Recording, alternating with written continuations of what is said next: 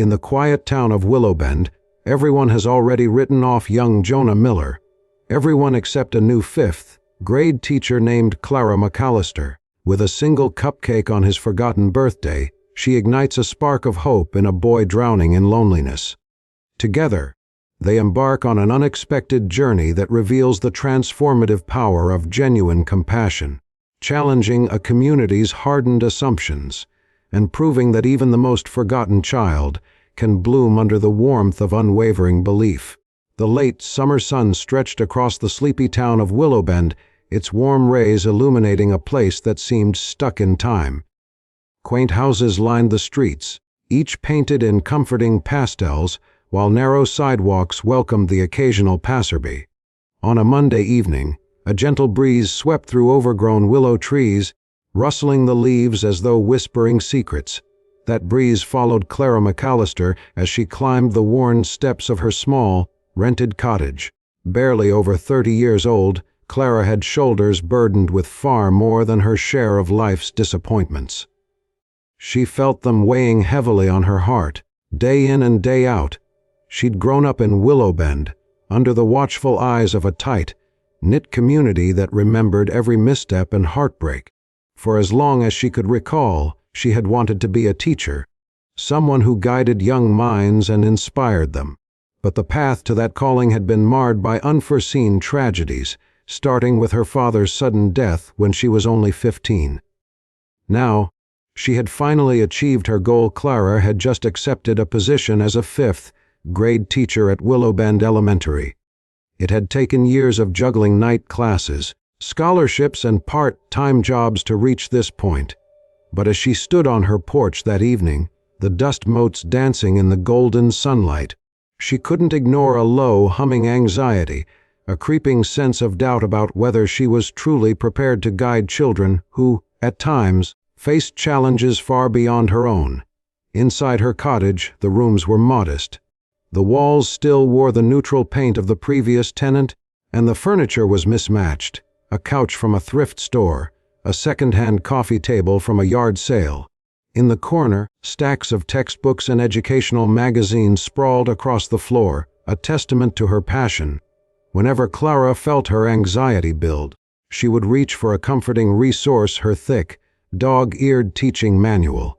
Despite her doubts, she tried to visualize the bright side of starting a new chapter. Willowbend Elementary was just a 10-minute drive away, and she recalled its modest red brick building, the same one she had walked through as a child, though it had undergone a fresh coat of paint and some renovations since her time. The ghosts of her own past as a shy, daydreaming student seemed to roam those halls, waiting to greet her. She remembered teachers who had believed in her potential when she barely believed in it herself. The memories brought a gentle smile to her lips. Perhaps she could pass along that same hope and encouragement to her future students. Not far from Clara's cottage, on the other side of Willowbend's single traffic light, lived a boy named Jonah Miller. He was 11, and already many people had quietly written him off. Jonah lived in a rickety trailer with his alcoholic uncle, who barely cared whether Jonah showed up to school or ate a decent meal. The neighbors kept their distance, whispering that the Millers were trouble. Jonah roamed the lonely streets in tattered sneakers, head lowered, shoulders scrunched up against the world. If you asked anyone around town about him, you'd hear a litany of rumors. He's a lost cause? Or, he'll never amount to anything. Nobody spoke kindly of Jonah, and the boy, having overheard enough dismissive remarks, had learned to keep his head down and his heart guarded. As the season shifted toward autumn, an air of expectation wound through Willowbend. The start of school loomed near. Jonah dreaded returning to the judgmental hallways and stiff desks. His experiences in school had taught him that he was unwanted. Teachers seemed tired of his sullen attitude. Classmates avoided him or mocked him, and administrators regarded him as a paperwork inconvenience. For all her nerves, Clara's excitement prevailed as she readied her classroom for the first day of school. She could still taste the bittersweet memory of losing her father during her own childhood. She remembered how one teacher's unwavering belief in her intelligence and kindness had kept her afloat when grief threatened to bury her. She wanted to offer the same kind of hope to her new students, even if some of them carried burdens that defied easy solutions. Clara reorganized desks, pinned colorful charts on bulletin boards, and wrote her name, Ms. McAllister, on the chalkboard in large, clear letters. She felt a flutter in her stomach as she imagined the students reading her name for the first time. Would they see it as a sign of a patient mentor, or just another adult to tune out? She promised herself to remember that every child walked into the classroom with a unique story, some stories darker and heavier than others. Meanwhile, Jonah stared at the threadbare posters in his trailer and wondered how to salvage the last few days of summer freedom. He had no illusions about a fresh start. School felt like a battleground, and he had neither allies nor ammunition. He found a crumpled note in his uncle's trash can, a reminder about mandatory enrollment for 5th grade classes. The scribbled words triggered a pit of dread in his stomach. A new year, the same condescension. But at least this time he knew better than to hope. The next Monday morning dawned with crisp air and the faint promise of autumn in the breeze. Students, some with brand new backpacks, others with me-down gear, funneled into Willowbend Elementary. A modest sea of children wearing expressions ranging from hopeful to anxious filled the hallways. Enthusiastic teachers welcomed them with open doors. In Ms. McAllister's room, bright faces peered curiously at their new teacher. Clara stood at the front in a knee-length floral skirt and a plain cardigan, hands fidgeting with a piece of chalk behind her back. She introduced herself, voice trembling just enough to hint at her nerves. She laid out simple rules: respect, kindness, effort. Then she shared a quick anecdote about how school had once been her safe place during tough family times. The students hung on her every word. It wasn't often a teacher confessed personal struggles so openly. Jonah slouched in the doorway, 30 seconds late, wearing an expression that seemed to say he'd rather be anywhere else. He realized with some surprise that Ms. McAllister's eyes flickered with kindness instead of immediate exasperation. She simply nodded and offered, "Welcome, Jonah. Please find a seat."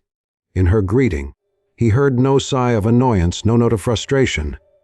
It was such a small thing, but it disarmed him more than he cared to admit.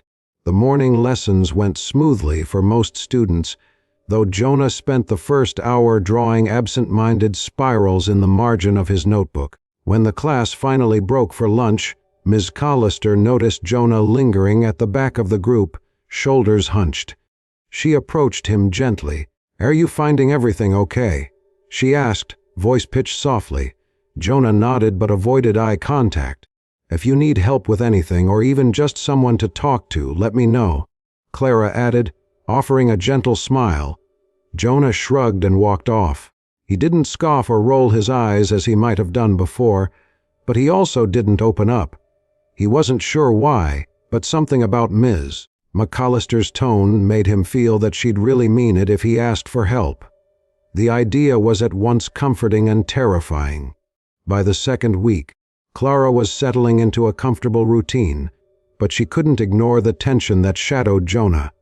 He rarely did homework, seemed perpetually tired, and tried to sink into the background during class discussions. The other teachers, quick to notice Clara's concern, pulled her aside during a faculty meeting.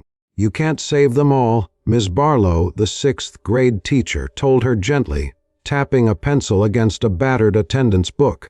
"Jonah Miller has a, track record. He's been in and out of the principal's office since he was 7. Most folks assume it's better to let him scrape by and hope he makes it to high school before dropping out." Clara's eyes flickered with indignation she tried to hide. "But he's only 11. How can people give up on him so soon?" Ms. Barlow sighed, looking a little regretful. "It's not that we're heartless, Clara. His uncle's no good either. We've tried interventions, nothing's stuck. Just don't let him consume all your energy. You have other students who need you, too." The words gnawed at Clara. She knew Ms. Barlow meant well, but the notion of systematically giving up on a child, of letting him fade out of school without a fight, seemed impossible to accept. A few weeks later, Clara caught Jonah wandering the hallway after lunch instead of returning to class. She noticed him staring at a glass display case that contained old trophies and photos of distinguished alumni. He glanced over at a fading black and white photo of a baseball team. "That used to be a legendary team around here," Clara said as she approached, her voice careful, not wanting to startle him. Jonah turned slightly, one hand jammed in his pocket. "Why do they keep all this dusty stuff in here?" Clara smiled at the question. "Memories, I guess. They remind us that sometimes people from Willowbend do extraordinary things." She paused, studying the boy's downcast eyes. "Hey, everything okay?" Jonah half shrugged. "Fine," but beneath that single syllable she sensed a roiling sea of pain. Rather than pressing him, she placed a reassuring hand on the glass. "Let's head back to class. If you ever want to talk, or if there's anything you need, I'm here." Jonah nodded, subdued. He followed her back to the classroom without protest, and Clara couldn't help but feel an odd surge of protectiveness for the boy. As autumn wore on, the days grew shorter, the leaves turning brilliant hues of red, orange, and gold around Willowbend. One afternoon, while sorting through the day's math quizzes, Clara noticed Jonah had answered every single question incorrectly, yet she saw doodles in the margins. Little sketches of trees, abandoned houses, and once a figure that looked eerily like a younger version of himself. She decided to pull him aside after class. "Hey, Jonah, hang on a second." He paused, backpack slung over one shoulder. "What?" he asked, sounding cautious. "We need to talk about your math quiz. You left most of the answers blank." Jonah frowned. "I don't get it, okay? I can't concentrate at home." Clara nodded gently, motioning for him to sit. She pulled out a small granola bar from her desk drawer. "You hungry?" He hesitated, then took the bar. "I guess." As he munched quietly, Clara asked, "When's your birthday, Jonah?" He blinked, confused. "It's tomorrow," he admitted, voice barely audible. "Tomorrow. Why didn't you say anything?" Jonah shrugged, eyes locked on the half-eaten bar. "There's no point. No one cares about birthdays in my house. I don't even get a cake. Never have." A wave of sadness broke over Clara. "Well, happy birthday in advance," she said softly, resisting the urge to say more, to push further. She didn't want to overwhelm him. "I hope it's a good day for you." He gave a small grunt of acknowledgement, stood, and left the room. She stared at the empty doorway, promising herself she'd do something to mark his birthday, even if it was just a small gesture. That next day, after the final bell rang and the rest of the students filed out, Jonah stayed behind finishing a makeup assignment. Clara approached his desk holding a small chocolate cupcake with a lit candle on top. The flickering flame reflected in Jonah's wide eyes. "Happy birthday," Clara said softly, placing the cupcake in front of him. Jonah's gaze darted around as if expecting a trap or a joke. No one had ever surprised him with a birthday treat, not in his entire life. He swallowed hard, face flushing with a million emotions he didn't know how to express. "You made this for me." "I did," she replied. "Well, it's from a bakery in town, but I picked it out especially for you." Jonah stared at the cupcake, speechless. Then he mumbled, "Thanks," though the word felt too small for the moment. Clara waited as Jonah blew out the candle, a tiny wish kept silent. He looked up at her, and for the first time, she saw unguarded gratitude in his eyes. It was a fleeting connection, but it resonated. That single act shifted something in Jonah. He started to pay a bit more attention in class. While he didn't magically transform into an eager scholar overnight, he scribbled fewer doodles and gave more effort to his assignments.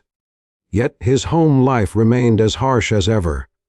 Each time he walked back to the trailer in the evening, a sense of dread settled in his stomach, never knowing what kind of mood his uncle might be in. Meanwhile, Clara marked Jonah's small improvements with quiet praise. She'd walk by his desk and whisper, "Nice job on that question," or I can see you're really trying. No pity, no scolding, just recognition of his efforts. He had never experienced such targeted encouragement, and it both thrilled and terrified him. People who tried to get close inevitably hurt him or disappeared. At lunchtime, Clara caught bits of conversation among other teachers. Some were impressed that Jonah's work had improved slightly. Others insisted it was only temporary. They tossed around phrases like, "Jonah's just not teacher-friendly," and "he's a lost cause." Clara refused to join the banter. Instead, she found herself defending him when others disparaged his behavior. "He's been polite and cooperative in my class," she said, voice steady, "and I've seen real effort from him." A few colleagues exchanged knowing looks, the sort reserved for an idealistic newcomer. Ms. Barlow, with kind exasperation, suggested, "Just don't get too attached, okay? We've seen this pattern before." A new teacher tries to help Jonah, but the boy falls back into his old ways. "Don't let it break your heart." Clara just sipped her coffee, ignoring the counsel to limit her hope. Quietly, she resolved to keep believing in Jonah, regardless of how many times the world tried to convince her otherwise. A couple of weeks later, as winter approached, Clara decided to stay late to grade papers. The early sunset cast long shadows across the playground, and the classroom felt oddly still. Just as she finished entering a few grades, a soft knock at the door made her jump. "Come in," she called out. Jonah peered around the doorway. "You left the lights on," he observed awkwardly, stepping inside. Clara smiled. "I'm just doing some work. Is everything okay?" Jonah ran a hand through his unruly hair. "Not really," he admitted. "My uncle, well, he didn't come home last night. I don't know where he is." She fought the urge to pull him into a comforting hug, instead gesturing to a chair. "Sit down, Jonah. Let's figure out what we can do." Slowly, Jonah sank into the seat. He wouldn't meet her gaze. His fingers twitched restlessly on the desk. "I have nowhere else to go," he murmured. "I mean, the trailer is there, but there's no heat, and I haven't eaten since yesterday morning." Clara's heart twisted. She glanced at the clock. It was nearly 6. "Let me make a few calls," she said gently. "And in the meantime, how about a snack from the vending machine?" Jonah exhaled an almost relieved sound. "Okay," he said, letting down his guard just a fraction more. Clara slipped out of the room to make calls in the hallway. She dialed the local Child Protective Services, hoping to get advice. The situation was delicate. She wanted Jonah to be safe, but she also worried that the system might shuffle him to some impersonal group home. The social worker on the line listened sympathetically and said they would initiate a welfare check that evening. When Clara returned, Jonah stood by the classroom window, looking out at the empty swings that swayed in the wind. She noticed how small he appeared, despite being nearly as tall as his classmates. She approached softly. "They're going to send someone by to check on you," she explained, "and I can drive you to a shelter if you'd like." Jonah's face fell. "I hate shelters," he whispered. "I always feel like a stray dog." Clara squeezed her eyes shut for a moment. The image of this quiet boy, battered by the world's indifference, was almost too much to bear. "I understand," she said gently, "but we can't let you stay in a cold trailer alone. Let's figure this out, okay?" He nodded, tears threatening. "I'm sorry," he muttered, "about bothering you." "Don't apologize," Clara said. "I'm glad you reached out. You're not a bother."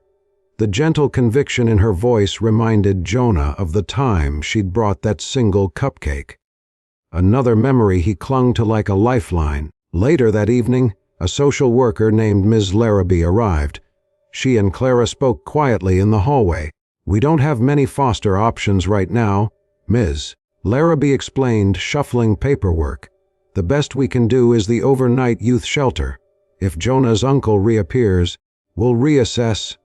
Clara looked over her shoulder at Jonah, who sat at a desk playing with the straps of his backpack. The overhead fluorescent light cast harsh shadows across his face. "He really doesn't want to go," Clara replied softly, her voice tight with empathy. "I know," said Miss Larrabee, voice tinged with regret. "But we have no choice." Clara glanced at the ground, hesitating. Then she asked the question that had been forming in her mind, her heart pounding. "What if he came home with me for the night, just until we figure out something better?" Miss Larrabee looked surprised. "That's unorthodox, Miss McAllister. There are procedures, and as a teacher, you could be crossing professional boundaries." Clara's instincts warred with caution. She knew Miss Larrabee was right, but her gaze drifted to Jonah. She remembered being his age, alone in her grief after her father died. If she'd been forced into a shelter that night, she might have lost all hope. "One night," Clara insisted, "just until we know there's a place for him tomorrow. I'll sign whatever I need to sign." Ms. Larrabee studied her, considering. Finally, she gave a slow nod. "All right, but we need to fill out some emergency custody forms. I'll wait for you in the office." Jonah rode in Clara's car in silence, clutching his backpack. He stared out the window, watching the dim outlines of streets and houses. When they arrived at Clara's small cottage, the porch light illuminated the chipped paint and creaky steps. Despite its modest appearance, it felt infinitely more welcoming than his uncle's trailer. Inside, Clara turned on a lamp, revealing the mismatched furniture. Jonah could see the faint remnants of her dinner, a half-eaten sandwich and a glass of water, sitting on the table. "I'll make you something to eat," she offered, heading to the kitchen. "I have some leftover pasta." Jonah lowered his backpack to the floor. "Thanks," he said, voice quiet. "I can sleep on the couch if that's okay." Clara glanced his way, nodding. "Of course. You can use the shower if you want. I'll grab you some towels." Jonah felt a strange sense of calm in that cottage. Clara's gentle voice, the soft lighting, and the smell of spices in the kitchen made him wonder if this was what a home was supposed to feel like. Warm and safe, without yelling or slamming doors. The two sat at a small kitchen table, steam rising from their plates of reheated pasta. Jonah ate slowly, clearly hungry but cautious. Clara asked him about school, about which subjects he liked and which gave him trouble. "I don't hate math," he admitted between bites. "I just never learned the basics, and when I try to read the questions, all the words blur." Clara's brow furrowed. "Have you had your eyesight checked?" Jonah shook his head. "No, nobody ever took me." She made a mental note to arrange something. "We'll figure it out," she said. "And you don't need to be embarrassed." Jonah gave a small nod, a flicker of hope crossing his eyes. After they finished eating, he surprised Clara by offering to rinse the dishes. "I know how," he told her. "I do them at home sometimes." She didn't point out that it likely wasn't a regular chore, given how Jonah lived. Instead, she watched him carefully rinse each dish, noticing the methodical way he placed them on the drying rack. She realized that beneath his guarded exterior, Jonah sought stability, even in something as simple as washing dishes in a peaceful home. After Jonah lay down on the couch with a borrowed blanket, Clara retreated to her bedroom. She closed the door, sank onto her bed, and released a trembling breath. Her mind buzzed. She worried about losing her job for taking Jonah in. But the thought of abandoning him to a cold shelter, that felt unthinkable. As she gazed at the ceiling, Clara remembered her father's funeral and how one kind teacher had approached her that day, hugging her tight, whispering words of encouragement. In that moment, she'd clung to the teacher's kindness like a lifeboat. Now it seemed she had become that lifeboat for Jonah, however briefly. She whispered a silent prayer. "Help me help him." Clara rose early, tiptoeing into the living room. She found Jonah curled into a tight ball under the blanket. An almost childlike softness graced his features, revealing how vulnerable he truly was. She made scrambled eggs for breakfast, the smell of butter sizzling in the pan filling the small cottage with warmth. Jonah woke to this unexpected comfort. "Morning," Clara said gently, handing him a glass of juice. "We need to get you to school, but let's eat first." He cleared his throat, trying to mask the sleepiness in his voice. "Morning," he replied, blinking at the scene. He had never awoken to someone cooking him breakfast. Unsure of how to handle this uncharted kindness, he simply sat and ate in silence, occasionally darting glances of gratitude at Clara. The day passed with a curious hush. A few teachers and staff members had learned that Jonah spent the night at Clara's cottage, and the news spread quickly. Some praised her compassion, while others warned about the risks. Jonah, aware of the chatter, tried to keep his head down, unsure if he should feel ashamed or grateful. Ms. McAllister's presence, however, was unwavering. She offered Jonah the same warm encouragement, with no mention of the previous night's arrangement. He appreciated that she didn't embarrass him by fawning over him or telling his business in front of classmates. Over the next week, Child Protective Services attempted to track down Jonah's uncle. They found him intoxicated in a neighboring town. He faced charges for neglect, and Jonah was temporarily placed in the youth shelter while a more suitable arrangement was made. In the meantime, Clara noticed a new spark in Jonah's eyes. Perhaps it was the memory of a single night of kindness. Or maybe, for the first time in his life, he sensed that someone was truly in his corner. He began to apply himself more fully in her classroom, and one afternoon he even approached her desk. "Ms. McAllister," he murmured, "can we do some extra math practice after school? I'm really behind." She looked up from her stack of papers, eyes shining. "I'd love that, Jonah." Their after-school sessions became an unspoken ritual. Clara would bring snacks, always something simple like apple slices or crackers, and Jonah would tackle problems from a basic workbook she'd purchased for him. She noticed how quickly he grasped concepts once she broke them down. "You're smarter than you think," she remarked one evening after he solved a tricky fraction problem. Jonah shrugged, a ghost of a smile tugging at his lips. Maybe. This budding confidence began to spill over into other areas. In group discussions, he'd timidly raise his hand. He offered to help other students put away books. It was as though someone had opened a window in his sealed-off heart, letting a breeze of possibility blow in. One chilly afternoon, just before Thanksgiving break, Clara was called into the principal's office. Principal Santos, a stern but fair woman, waited behind her desk. She wasted no time. "Ms. McAllister, I've been hearing good things about your dedication to Jonah Miller, but I must remind you of our professional boundaries and the rules regarding direct guardianship of students." Clara swallowed hard, bracing herself.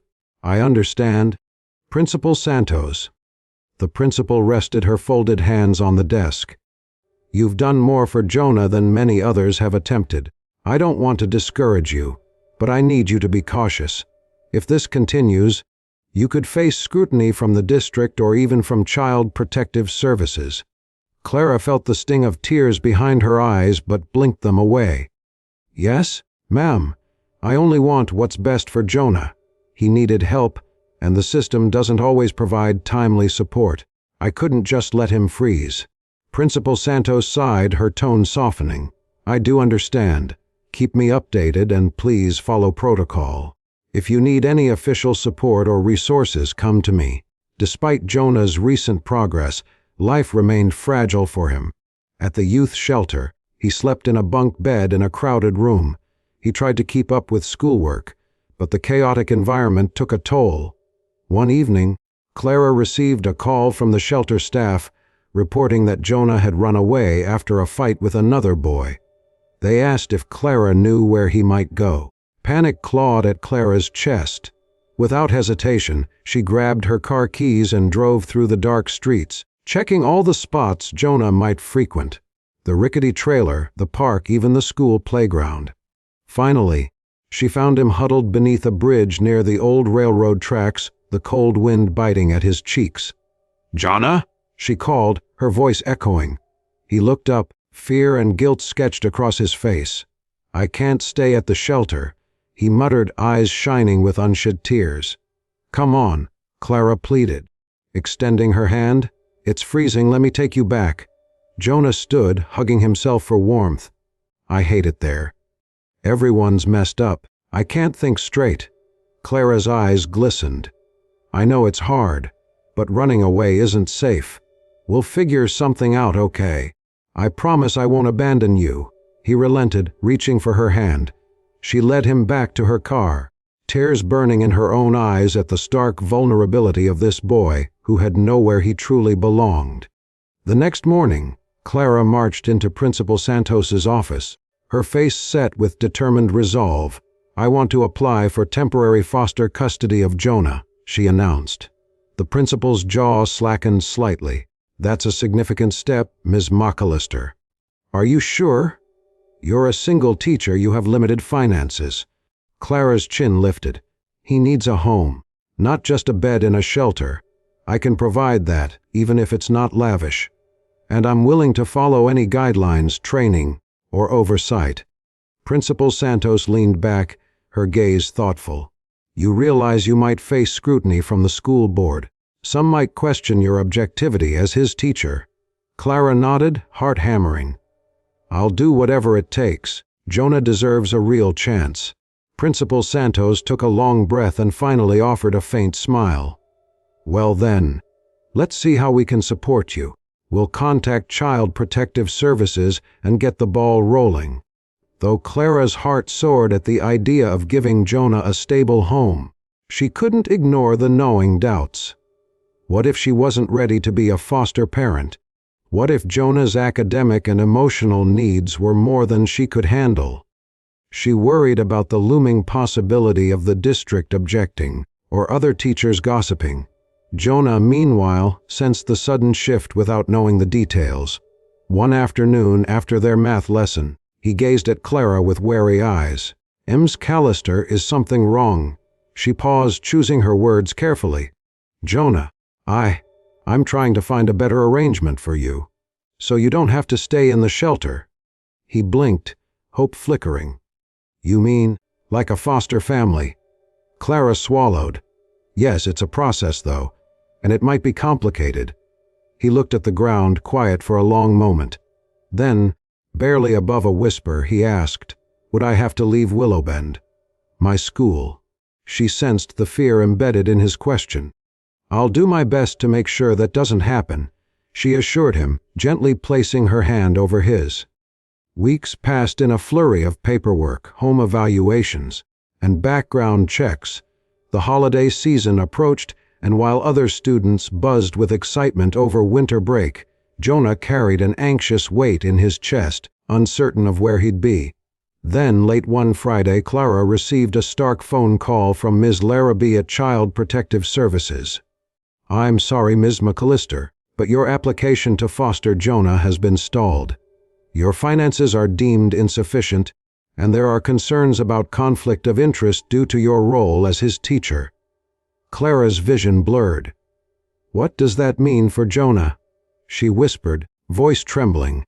"We'll keep him in the youth shelter until we can find an alternative home," Ms. Larrabee said.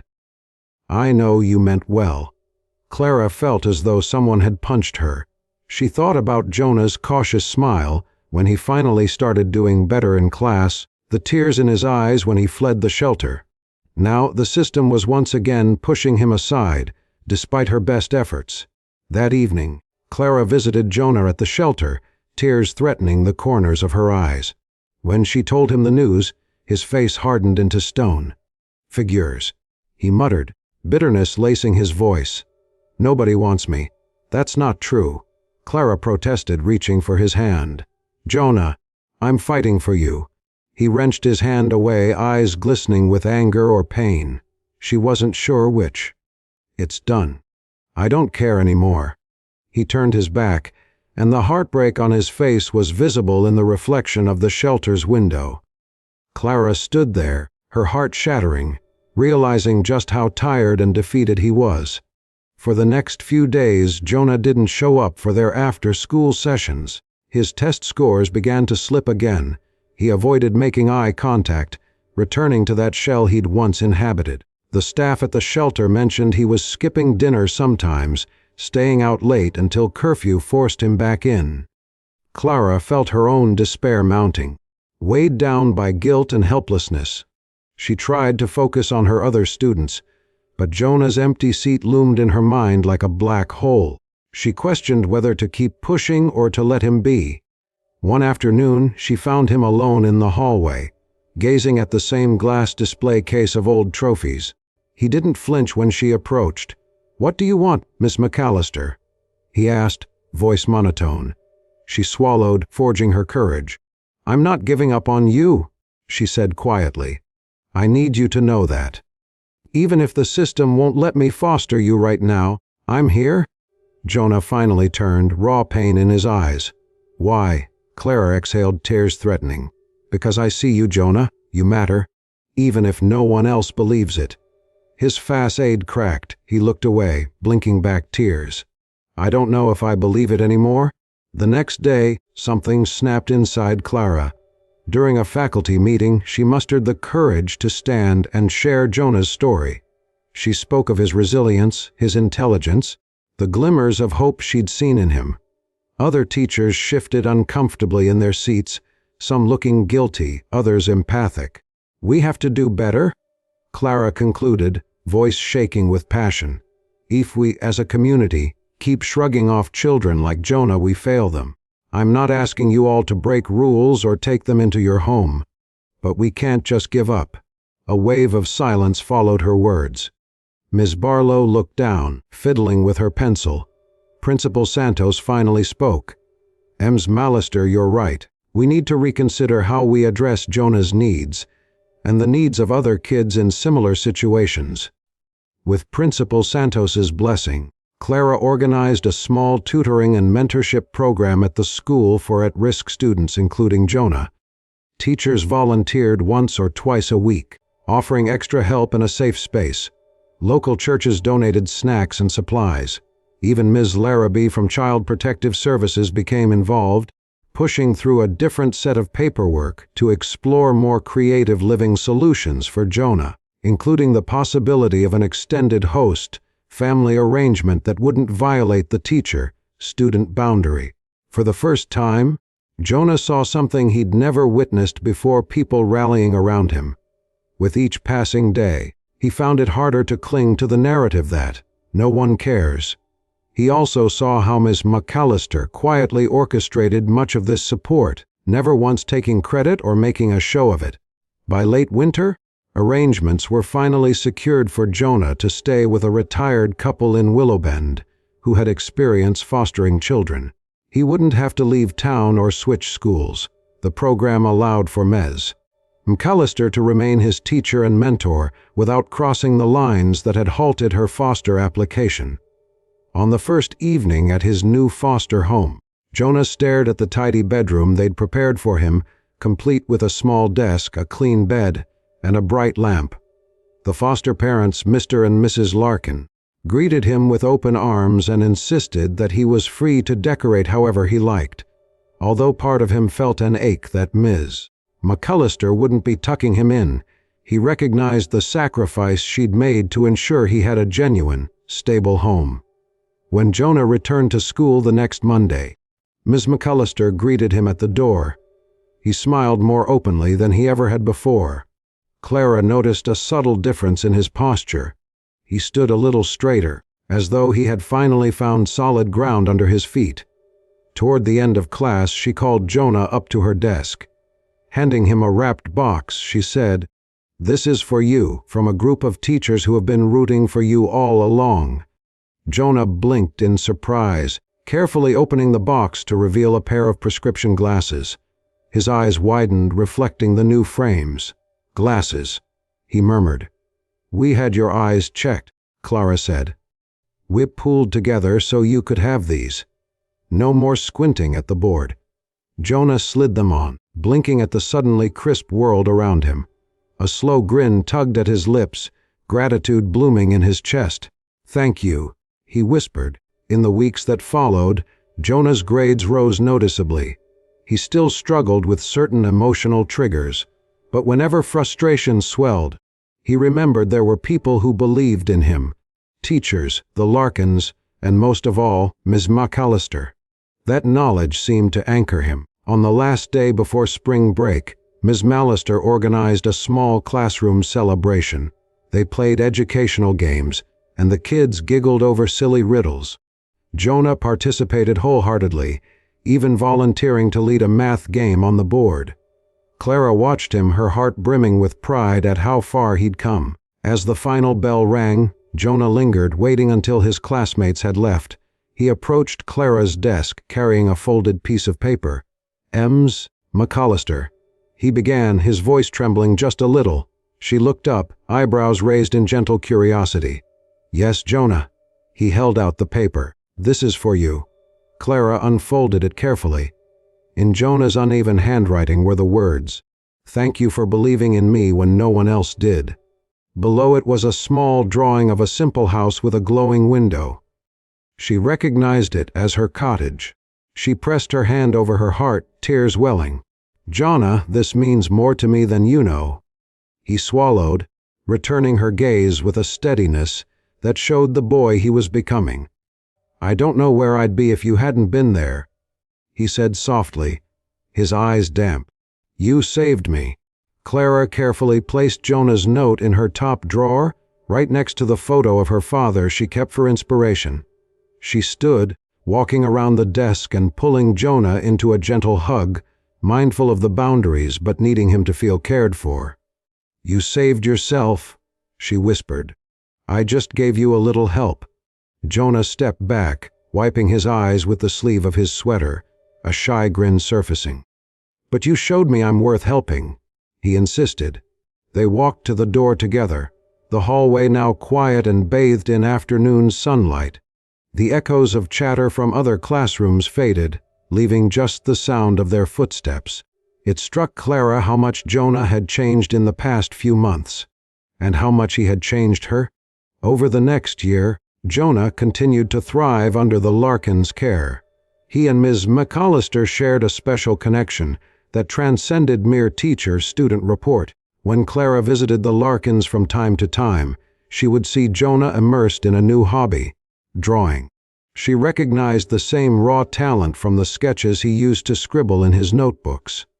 At the end of the school year, Jonah stood on stage during an assembly to receive an award for Most Improved Student.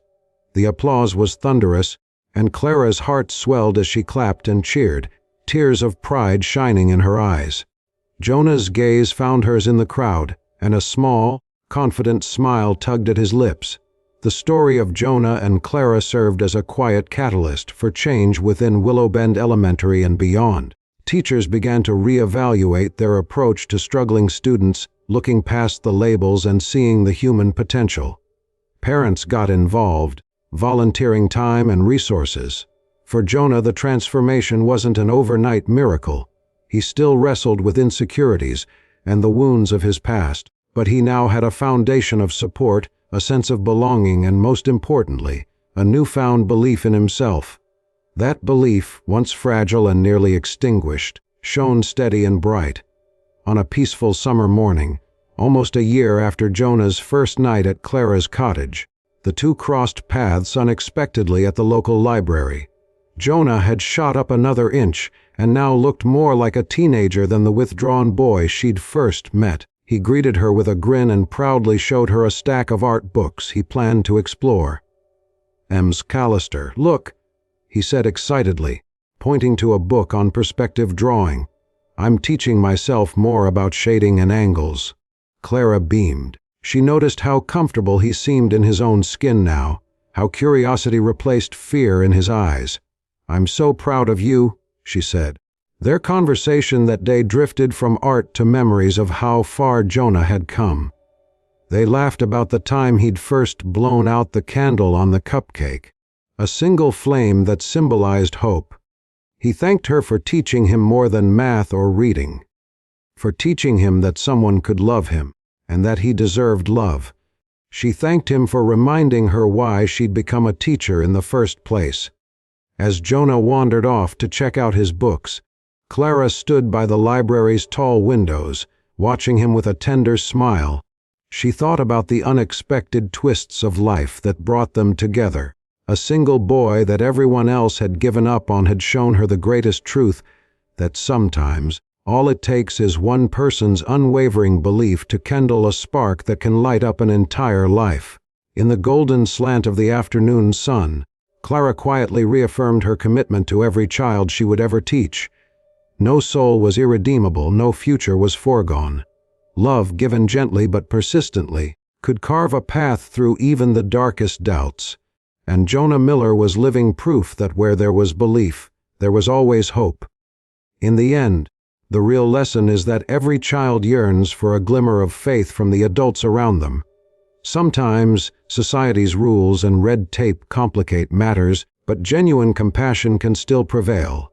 Even when the odds seem impossible, the steadfast kindness of one caring individual can change the course of a life. And for both Clara McAllister and Jonah Miller, the journey they took together became a testament to hope, resilience, and the transformative power of believing in someone who's been all but forgotten by everyone else.